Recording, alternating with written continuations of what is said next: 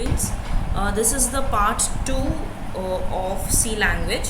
First part I have already shared, and this is the part 2. With this part 2 complete PPT, your first unit of the syllabus will be completed, and myself is Ms. Surbhi Saruha. So this is the syllabus part in part 2, that is loop constructs. We will be discussing about loops. What do you mean by loops?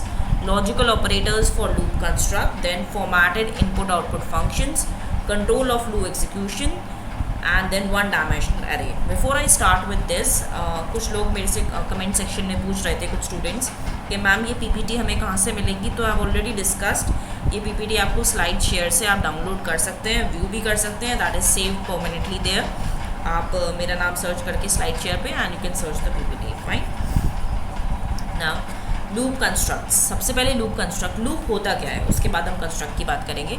Loop होता है कोई चीज़ repeat करे अपने आप को, बार बार repeating condition. Like if I say कि x की वैल्यू जब तक 100 ना हो जाए ये लूप चलता रहे. ये जो मैंने कर्ली ब्रेसेस में आपको थोड़ी सी प्रोग्रामिंग के मैंने नोट्स भी फॉरवर्ड करे थे, आपने देखा होगा टेलीग्राम पे, मेरे चैनल पे दे रखे हैं जिन्होंने नहीं देखा है.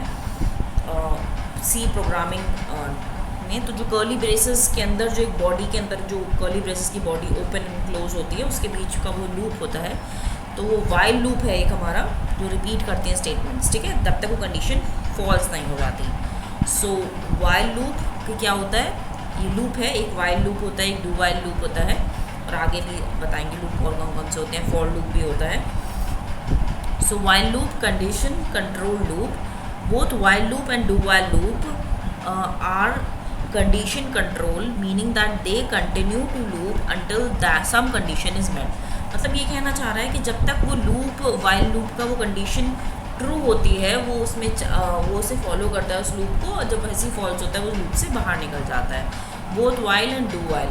वाइल और डू वाइल में एग्जाम में डिफरेंस पूछ लेते हैं. वाइल लूप जो होता है वो उसमें सिर्फ कंडीशन होती है और बॉडी ऑफ लूप होता है, और डू वाइल में पहले वो करता है उस काम को, उसके बाद वो वाइल लूप की कंडीशन लगाता है. ठीक है, एक को वाइल लूप को एंट्री कंट्रोल लूप भी बोला जाता है, और डू वाइल को एग्जिट कंट्रोल लूप भी बोला जाता है.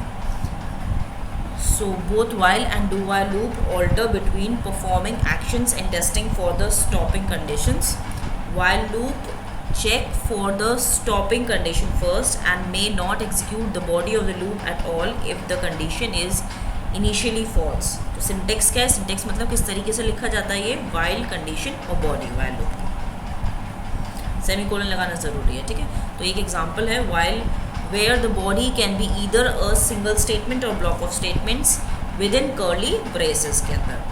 तो एग्जाम्पल है आपका INT, आई की वैल्यू 0 दे रखी है, वाइल कंडीशन लगाया, जब तक आई की वैल्यू लेस देन 5 है तब तक ये print F I percentile D integer के लिए लगता है, स्लैश एंड न्यू लाइन के लिए होता है, and I plus plus I में एक इंक्रीमेंट वैल्यू होती रहे. Print F after loop I equals to percentile D again for integer type, and slash and for next line, and I and semicolon.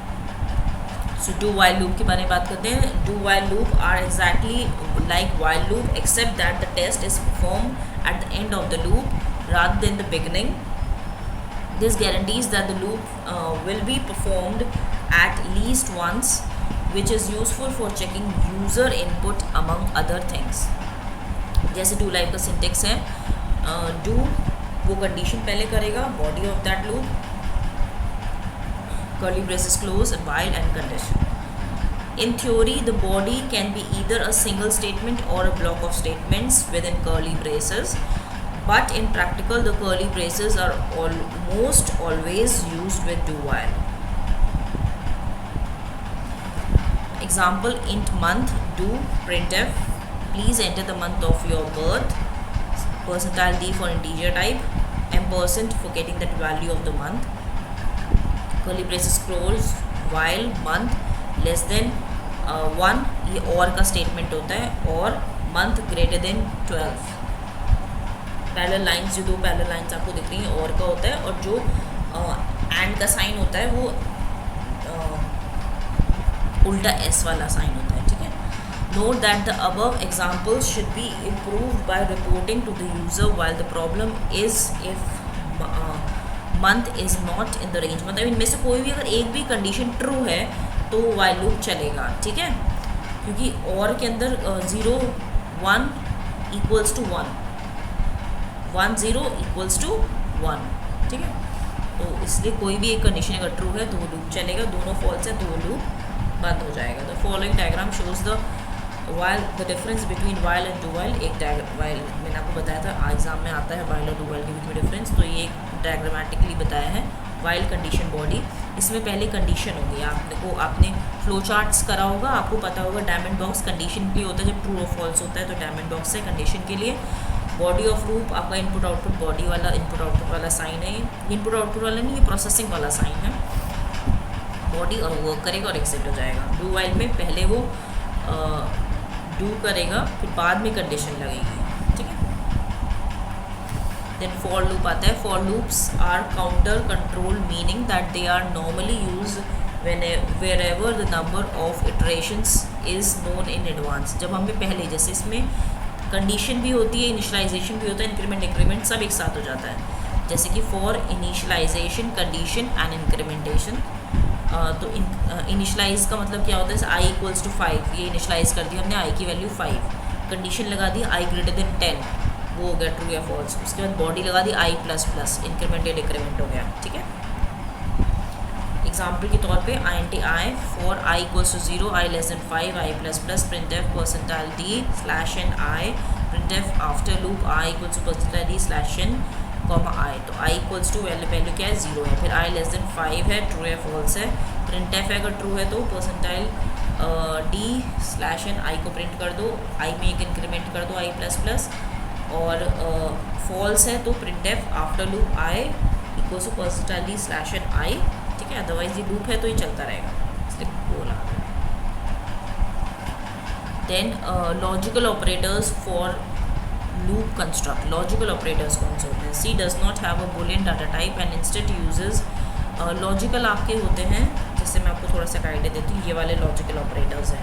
Equals to is equals to, less than is less than, greater than is greater than, less than equals to, greater than equals to, not equals to, ये सारे logical operators हैं आपके। ये थोड़ी theory है उसके regarding, वो आप रीड कर लेना डाउनलोड करके, ज़्यादा टिपिकल नहीं है, you can see for yourself.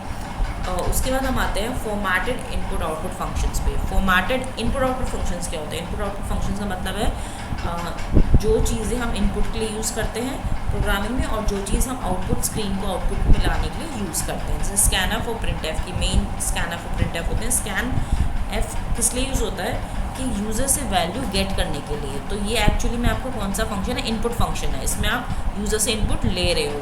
Printf क्या है? आपका आउटपुट फंक्शन है, इसमें आप आउटपुट स्क्रीन पे आउटपुट शो कर रहे हो, प्रिंट कर रहे हो।